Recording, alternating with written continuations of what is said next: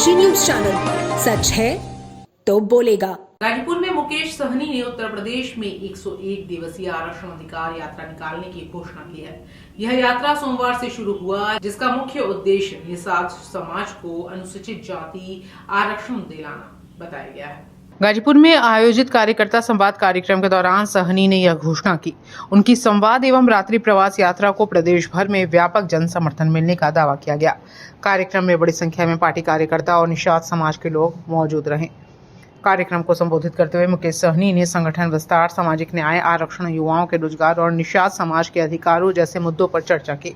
उन्होंने बूथ स्तर तक संगठन मजबूत करने और समाज के साथ लगातार संवाद बनाए रखने का आह्वान किया।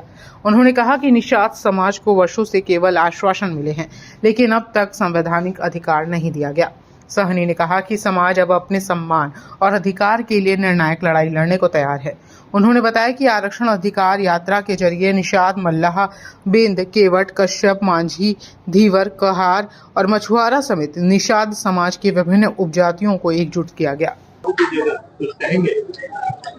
मैं देखिए, वहाँ पे सरकार ना सम्राट चौधरी चला रहे हैं और ना नीतीश जी चला रहे हैं। ये अभी अडानी साहब वहाँ पे सरकार चला रहे हैं और दिल्ली से रिमोट कंट्रोल के तहत वो सरकार चल रही है। किसी में अपना औकात कुछ नहीं है कि वो सरकार चलाने का।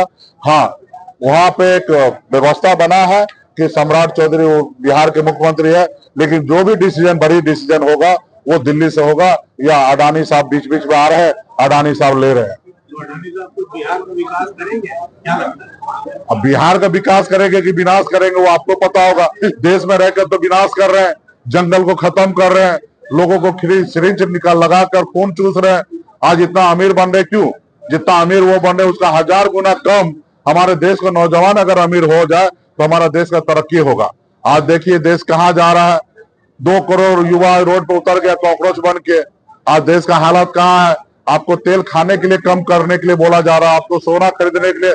हर एक आदमी का सपना होता है बुरे समय के लिए सोना खरीद के रखे या अपनी बेटी को शादी में सोना दे। यही मोदी जी आते थे बिहार में 24वें चुनाव में, उन्होंने कहा था कि इन लोगों को जिताओगे आपके बेटी का मंगलसूत्र छीन लेंगे, और ये तो अभी मौका भी नहीं दे रहे मंगलसूत्र पहनने का। छीनने का तो दूर की बात है। तो ऐसी सरकार है। जब ईरान का ये युद्ध चालू हुआ तभी इनको पता था कि देश में तेल का क्राइसिस होने वाला, लेकिन 2.5 महीना देश में चुनाव लड़ने में, देश को कब्जा करने में, हिटलर जैसा देश को कब्जा करता तो उसी तरीके से मोदी जी कब्जा करने में लगे रहे और देश के लोगों को बताया नहीं। और बाद में आप देश के लोगों को कह रहे हैं कि आप तेल यूज करो कम, कहीं जाओ मत, विदेश जाओ मत। तो ये कहीं ना कहीं दर्शाता कि हमारे देश के प्रधानमंत्री के पास विजन नहीं है, और विजन भी अगर है तो देश को पहले लूटना चाहता है, देश को आगे नहीं बढ़ाना चाहता। आप 6 महीने चुनाव डाल देते तो कौन सा आंधी तूफान हो जाता भाई। 6 महीने के लिए अगर ममता दीदी अगर बंगाल में मुख्यमंत्री बने रह जाती तो इससे आपत्ति किस बात का था। लेकिन आपको देश को गर्क में डालकर, देश को नुकसान देकर आप सत्ता हथियाने के लिए। पूर्वांचल की खबरों से जुड़े रहने के लिए आज ही सब्सक्राइब करें हमारा YouTube चैनल डनकाशी, और हाँ, लेटेस्ट अपडेट्स के लिए बेल आइकन को प्रेस करना ना भूलें।